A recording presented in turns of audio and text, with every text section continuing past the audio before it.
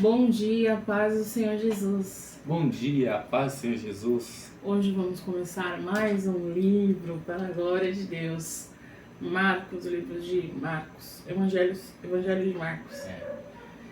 É do 1 ao 3, então leia aí na sua casa completo, capítulo 1, capítulo 2, capítulo 3, pra gente chegar aí até o final da Bíblia. E isso já não é um problema, né? Creio eu, porque já são 47 dias de devocional, certo? Então já é um novo hábito de todos nós. Então também aproveita e curte aí esse vídeo, compartilha, se inscreve no canal, manda aí pro seu irmão, para juntos a gente chegarmos nesse propósito, que é ler a Bíblia completa e nos achegarmos mais a Deus, né? Amém? Vamos orar? Sim, Senhor, Deus, Deus, Pai, Pai, te agradecemos, Senhor, Senhor, mais mais uma um dia, oportunidade, Senhor, nos Pai, estar ajuda, meditando, Senhor, Senhor, a Tua Senhor, palavra, para ler, Senhor, nos nos dá livros do sabedoria, Evangelho, direção. Senhor, onde o Fala Senhor passou conosco, Senhor, pessoalmente. enche nosso coração com a Tua Senhor, em nome do presença, Senhor abre Jesus, nossos nos olhos, dê nossos sabedoria, ouvidos. Senhor, para ler e Em nome de interpretar, Jesus, Senhor, o texto corretamente, Pai, em nome do Senhor Jesus. Amém. Eu marquei aqui algumas coisas, né? Então aí a gente vai ver que vai começar aí João Batista prepara o caminho, depois vai falar do batismo e a tentação de Jesus. Jesus chama os primeiros discípulos. Vai Jesus, falar do maior problema que ele arrumou na vida de Pedro. Jesus expulsa um espírito imundo. O poder de Jesus sobre os demônios e as doenças. Jesus ora num lugar deserto, a cura de um leproso. E aí eu vou falar da cura de um paralítico. 2. É nada. Capítulo 2, versículo 1. Poucos dias depois, tendo Jesus entrado novamente em Cafarnaum, o povo ouviu falar que ele estava em casa. Então muita gente se reuniu ali, de forma que não havia lugar nem junto à porta. E ele lhes pregava a palavra. Vieram alguns homens trazendo-lhe um paralítico, carregado por 4 deles. Não podendo levá-lo até Jesus por causa da multidão, removeram parte da cobertura do lugar onde Jesus estava, e pela abertura do teto abaixaram a maca em que estava deitado o paralítico. Vendo a fé que eles tinham, Jesus disse ao paralítico: Filho, os seus pecados estão perdoados. Estavam sentados ali alguns mestres da lei, raciocinando em seu íntimo: por que este homem fala assim? Está blasfemando. Quem pode perdoar pecados a não ser somente Deus? Jesus percebeu logo em seu espírito que era isso que eles estavam pensando e lhes disse: por que vocês estão remoendo essas coisas em seu coração? Que é mais fácil dizer ao paralítico: os seus pecados estão perdoados, ou levante-se, pegue a sua maca e ande. Mas para que vocês saibam que o Filho do Homem tem na terra autoridade para perdoar pecados, disse ao paralítico: eu digo a você, levante-se, pegue a sua maca e vá para casa. Ele se levantou, pegou a maca e saiu à vista de todos, que atônitos glorificaram a Deus, dizendo: nunca vimos nada igual. Essa palavra é interessante, que além desse homem ser curado, ele disse antes: filho, seus pecados estão perdoados. Esse homem saiu com 2 bênçãos de lá. Esse homem foi privilegiado. E ele é ainda mais privilegiado porque 4 pessoas levaram ele até Jesus, né? Era um homem paralítico, ele tinha um problema. Mas ele tinha o quê? 4 pessoas que se importavam com ele. Sim. Logo ele tinha amigos, né? Ele tinha pessoas que levaram ele até Jesus. Ele não conseguia ir, mas ele tinha pessoas que ao redor dele se preocupavam com ele e levaram ele, né? Deve ter sido um baita esforço, né? Porque eu fico pensando assim, poxa, né? Tipo, telhado. Eles, tipo, escalaram, puxaram pra cima. O carregaram até lá, né? Subiram com ele. Não, mas os caras ficavam por dentro. Não sei. Basicamente, né? É o que passa na história, né? Então, eles deram um jeito de subir. Acho que era por fora. Talvez tivesse, mas de qualquer forma era uma escada. Sim. Né? Escalaram pro andar de cima, certo? Abriram o telhado e depois jogaram ele pra baixo. Então imagina o esforço que eles tiveram. Eles tiveram muita fé para ter coragem de fazer todo esse esforço, né? Logo vemos também a ousadia, né, desses amigos e desse homem, né? De ali parar toda aquela multidão e descer do nada uma pessoa ali, né? Sim. Do teto e chamar a atenção de Jesus, né? Deve ter sido muito lindo, né? Tipo, não, peraí, vamos ali resolver seu problema. Ô, turma! Caricato, né? Deve ser tipo, meu, uma cena espetacular. E aí a gente tem que se fazer a pergunta, né? Com quem você tá andando? Você tem amigos dessa forma, né? Que te carregariam até Jesus? Melhor não responder. Que te levariam até Jesus, né? Que falam de Jesus pra você? Ou que te afastam de Jesus, né? Quais são os seus tipos de amigo? Isso é muito importante na nossa vida, né? Que te levam até Jesus ou que te afastam de Jesus. Tem coisas que valem a pena, tem coisas que não. Então essa palavra é muito importante por causa disso. Essas pessoas levaram esse paralítico até Jesus, né? Sim. Então se não fossem esses amigos, ele não teria sido curado, né? Isso não teria acontecido, essa história não teria existido. Então aquelas pessoas foram essencial na vida dele. Então os amigos são essenciais nas nossas vidas, né? Os verdadeiros amigos, né? Então aqui eu achei muito bonito. E aí ele primeiro perdoa os pecados dele, que é o mais importante nas nossas vidas, né? Ali ele não estava, eu acredito que na cabeça dele, ele estava procurando uma cura. Sim. Mas não, Jesus ele fez o principal, que foi perdoar primeiramente os pecados dele. E depois, por conta dos fariseus, que estavam pensando quem é ele para perdoar pecados. E aí ele diz, o que é mais fácil para vocês? Por que estão pensando nessas coisas no seu coração? O que é mais fácil dizer ao paralítico? O paralítico, o seu pecado está perdoado, ou levante-se e pega sua maca e ande? E aí, além de perdoar o pecado, ele disse, eu digo, levante-se, pegue a sua maca e vá para casa.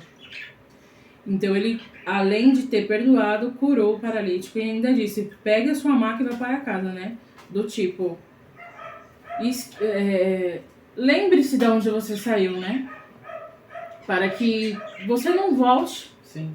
a cometer os mesmos erros, os mesmos pecados. E ser grato, né? E ser grato. Toda vez que ele olhar para a câmera, ele vai falar assim, nossa, olha de da onde ele eu me tirou. saí. Exatamente. Você quer falar mais alguma coisa? Aqui eu queria enfatizar essa parte do amigo, né? Porque eu entendo assim, quem já é de Cristo, quem já anda com Cristo, ele tem colegas. Ele tem colegas. Porque é difícil os ímpios, os gentios, né? Gentios não, nós somos gentios, não sou judeu. Os ímpios, os não conhecedores. É difícil os não conhecedores entender, né? Então nós temos colegas. E para os colegas, esses sim, eles têm amigos. Porque eles são amigos de alguém que tem a luz do mundo, que anda na luz do mundo, né? Então eles sim podem considerar que eles têm amigos. Mas eles deveriam se sentir privilegiados. Porque um amigo que te chama para andar no caminho certo, indiferente se você vai gostar ou não, né? Isso é um privilégio. Né? Amigo não é aquele que fala assim, não, vamos lá, vamos aventurar junto, vamos ser presos junto, vamos usar droga junto. Não, o amigo é aquele que vai sentar do seu lado e vai falar, camarada, vem cá. Você sabe que eu sou seu amigo, né? Então não tem problema de falar nada. Você tá errado. Faz direito as coisas. Vamos pro caminho certo. Isso aí vai dar ruim, vai ser prejudicial para você. E às vezes as pessoas não entendem isso, né? As pessoas querem saber daquilo. Os amigos gostam de ouvir aquilo que eles querem ouvir. Mas o amigo de verdade, o que anda na luz no mundo, ele sempre vai apontar e falar assim, não, ó, você quer ir por aí? Você pode até ir, mas não conte comigo. Agora, se você quiser fazer certo, conte com total meu apoio. Né? É isso. Tá. E aí, continuando, aqui no próximo texto diz o chamado de Levi. Levi, que é Mateus, né? Um dos discípulos de Jesus, que vai se tornar ainda, né? E aí diz no 13: Jesus saiu outra vez para a beira-mar. Uma grande multidão aproximou-se e ele começou a ensiná-los. Passando por ali, viu Levi, filho de Alfeu, sentado na coletoria, e disse-lhe, siga-me. Levi levantou-se e o seguiu. Durante uma refeição na casa de Levi, muitos publicanos e pecadores estavam comendo com Jesus e seus discípulos, pois haviam muitos que o seguiam. Quando os mestres da lei, que eram fariseus, o viram comendo com pecadores e publicanos, perguntaram aos discípulos de Jesus, por que ele come com publicanos e pecadores? Ouvindo isso, Jesus lhe disse, não são os que têm saúde que precisam de médico, mas sim os doentes. Eu não vim para chamar os justos, mas os pecadores. É interessante que aqui quando fala assim, né? Passando por ali, viu Levi. E sentado na coletoria ele disse, siga-me. Levi levantou e seguiu. Quando o chamado de Deus ele é tão forte que ele apenas levantou e seguiu. Meu amigo, quando você tem um chamado, não tem pra onde você correr. Não tem pra onde você correr. O chamado é assim. E uma vez eu ouvi, eu não sei nem se eu vou conseguir falar, né? Se realmente é assim que eu vou conseguir explicar. Que é mais doloroso você negar o chamado do que você cumpri-lo. Acho que era isso que eu tinha ouvido, né? Então, quando Jesus te chama, não tem pra onde você correr, né? O chamado de Deus, o chamado de Jesus é assim, né? É por isso que tem aquela, né? Ele não precisa provar nada, né? Não. Tipo, ele não prova, tipo, ó, eu faço um milagre, vem. Não, ele só chama, né? Ele só chama. E a gente vai. Eu não sei onde... Infelizmente, tem aquilo, né? Muitos vão por amor. E se você não for, você vai pela dor. Se né? for chamado mesmo... Se você for chamado mesmo, vai acontecer isso na sua vida, né? Pode passar anos aí, uma hora o calo vai apertar e aí você vai provar da dor. Que não seja assim, né? Em nome de Jesus. Quando você ouvir te chamar, já o siga. E aí, continuando, diz, né? Os fariseus viram ele comendo com os pecadores, os publicanos, né? Porque eles eram coletores de impostos, né? E os publicanos perguntaram aos discípulos de Jesus, por que ele come com os publicanos e pecadores? E aí Jesus diz, ouvindo-lhes diz, não são os que têm saúde que precisam de médico, mas sim os doentes. Eu não vim para chamar os justos, mas os pecadores. Muitas das vezes a gente escuta, né? Não, eu faço muita coisa errada, né? Eu não posso pisar na igreja, eu não mereço, né? A pessoa não consegue dar um passo porque ela acha que ela é tão errada, né? Que ela não consegue dar esse passo a Jesus. Mas Jesus está dizendo aqui, eu não vim para os justos, mas para os pecadores. Então Jesus ele veio para os pecadores, para os doentes, para os necessitados, né? Para os oprimidos, para aqueles que necessitam verdadeiramente de Jesus. Para você que está se sentindo sozinho, pecador, né? Sujo. Ele veio para você. Ele veio para nós, né? Que necessitamos dele todo santo dia. Quer falar alguma coisa? Não, aqui é só vou parafrasear um negocinho aqui que me veio a cabeça, não posso deixar passar batido, porque senão não seria ele.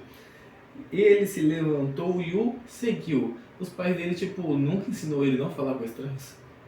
Né? Tipo, é porque é impressionante. Jesus não prova nada. Ele não fala nada. Ele só fala, vem e siga-me. E tipo, ele vai e pam, tô seguindo.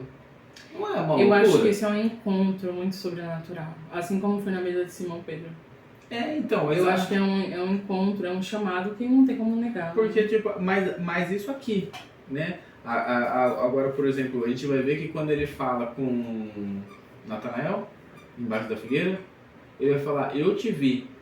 E ali no coração dele, Jesus fala o que viu e ele fala, né? Você só acredita em mim porque eu te vi na figueira, Exatamente. Você vai ver coisas maiores ainda. Então, tipo, ele teve ali um embate. Ele fala, não é por isso. Uma prova, né? Mas de qualquer forma, foi uma prova. Foi uma prova. Igual as pessoas que ficam na igreja porque foi visitar e teve uma revelação, né? Mas você ficar assim só por, tipo... Eu acho que às vezes é isso, né? Não seguir ele pelo que ele faz, mas pelo que ele é. Sim, exatamente. Exatamente. Tipo, o Zelote. O Zelote também, seu irmão foi curado. O irmão do Zelote foi curado. Do Simão Zelote. Isso tá na Bíblia? Tá na história. Tem certeza? Absoluta.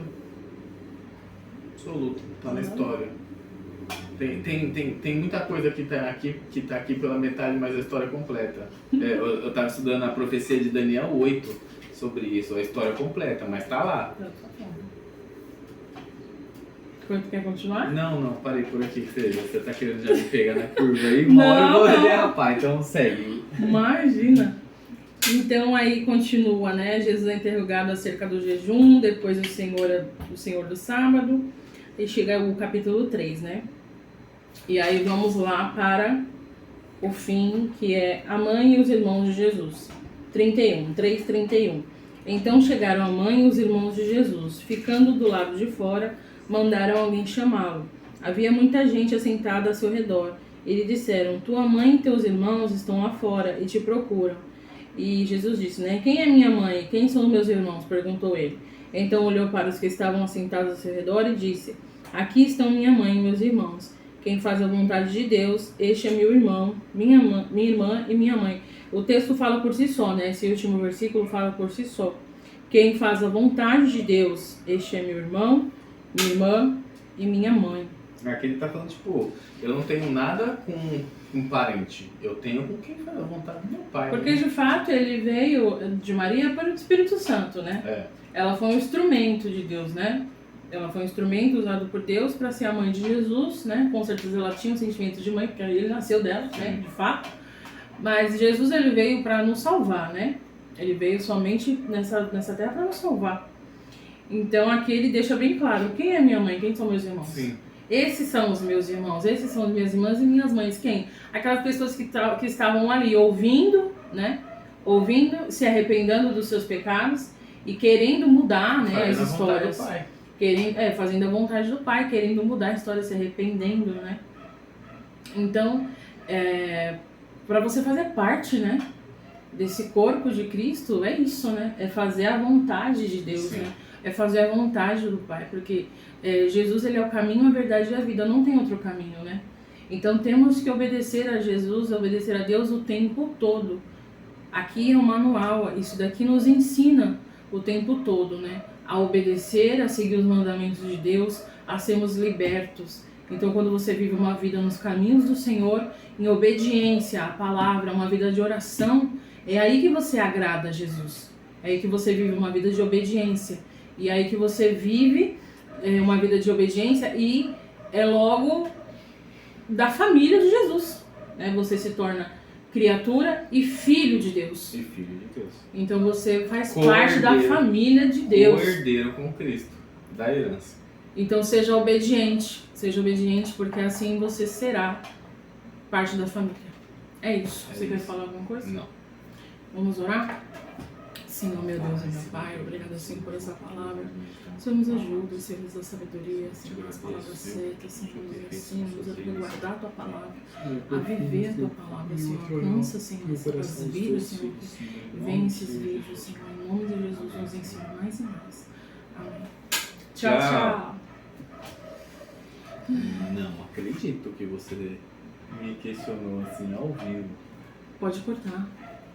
Corta, tá? Deixa eu dar uma conferida agora, você conseguiu deixar uma dúvida. Mas corta, porque é que eu fiquei com medo de você estar falando alguma coisa, mas se você tem certeza, tudo bem, mas não, corta. Agora eu não tenho mais certeza. Mas corta, por favor. Não foi minha intenção.